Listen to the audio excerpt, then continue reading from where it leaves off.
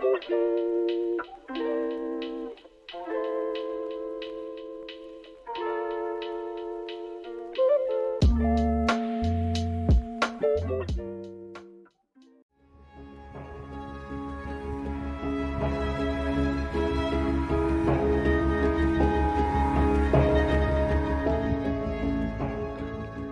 truth about the war in Ukraine straight from the horse's mouth.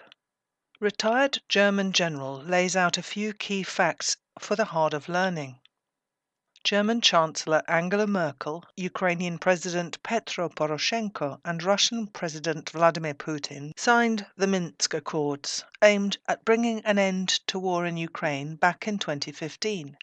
Now, Merkel and Poroshenko have both openly stated that they only ever meant to buy time for Ukraine to militarize.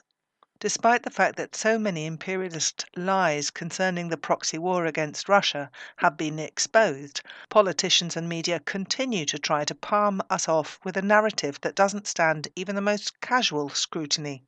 And the shameful fact is that most of the self-identifying left and anti-war forces in Britain and other imperialist countries continue to parrot from the same discredited script. If you want to know what is really going on in Ukraine, don't bother asking Stop the War, the Trotskyites, the revisionist left, or any other politically correct denizens of the Guardian reading swamp. All they can do is trot out the same slavish nonsense.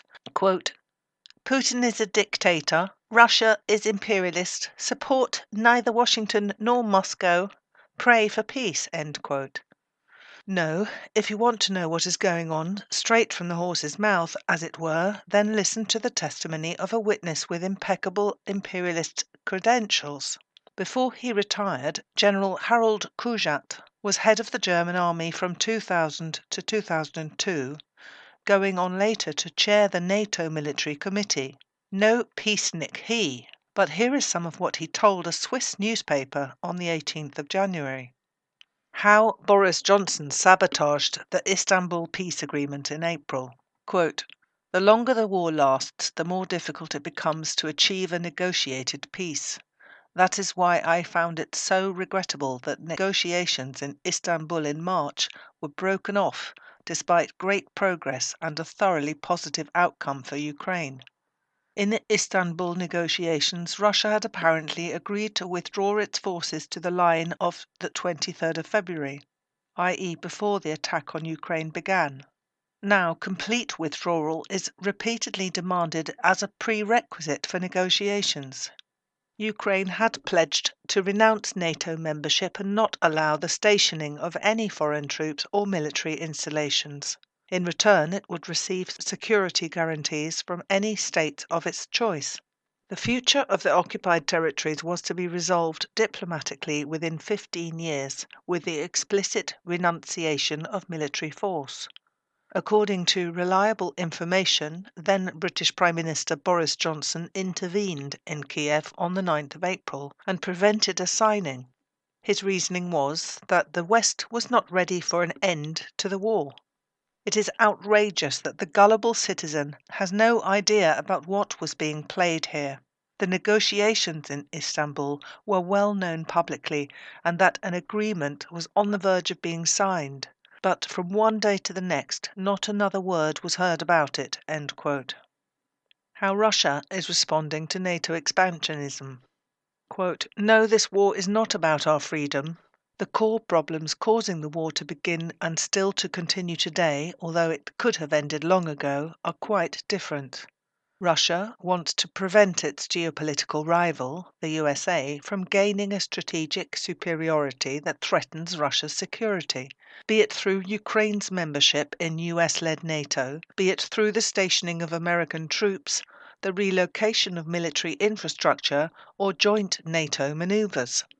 The deployment of American systems of NATO's ballistic missile defense system in Poland and Romania is also a thorn in Russia's side, because Russia is convinced that the USA could eliminate Russian intercontinental strategic systems from these launch facilities and thus endanger the nuclear strategic balance. End quote. How new arms shipments needlessly prolong and broaden the war. Quote, "The longer the war lasts, the greater the risk of expansion or escalation. Both warring parties are currently in a stalemate again." Really? So now would be the right time to resume the broken negotiations. But the arms shipments mean the opposite, namely that the war is senselessly prolonged, with even more deaths on both sides, and the continuation of the destruction of the country, but also with the consequence that we are drawn even deeper into this war. Even the NATO Secretary General recently warned against an escalation of the fighting into a war between NATO and Russia, and according to US Joint Chief of Staff General Mark Milley, Ukraine has achieved whatever it could militarily. More is not possible. That is why diplomatic efforts should be made now to achieve a negotiated peace. I share this view." End quote. Imperialist deceit over Minsk II agreement. Quote, "What Mrs. Merkel said in an interview is clear. The Minsk II agreement was negotiated only to buy time for Ukraine, and Ukraine used the time to rearm militarily.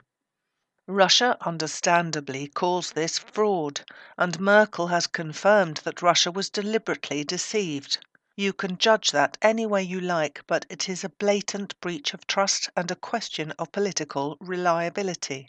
It cannot be disputed that the refusal of the Ukrainian government, aware of this intended deception, to implement the peace agreement just a few days before the start of the war was one of the triggers for the war. It was a breach of international law, that is clear. The damage is immense. You have to imagine the situation today. The people who wanted to wage war from the beginning and still want to do so have taken the view that you cannot negotiate with Putin. No matter what, he does not comply with agreements. But now it turns out that we are the ones who do not comply with international agreements. As far as I know, the Russians are keeping to their treaties. I have had many negotiations with Russia. They are tough negotiating partners, but if you come to a common position, then that stands and applies." End quote. Animal Crackers, Berlin Bulletin 207, by Victor Grossman, Monthly Review, 5th of February 2023.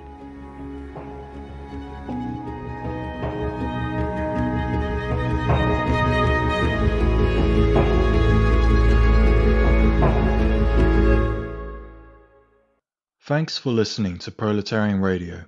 We aim to bring you the best Marxist analysis on current affairs, revolutionary history, and theory. Do like, comment, subscribe, and share our content to help us reach the widest possible audience. We are a small organization with limited resources, and we need workers' support if we are to grow and fulfill our mission. If you are able to make a one-off or regular donation, no matter how small, please visit our website at thecommunists.org and register as a supporter.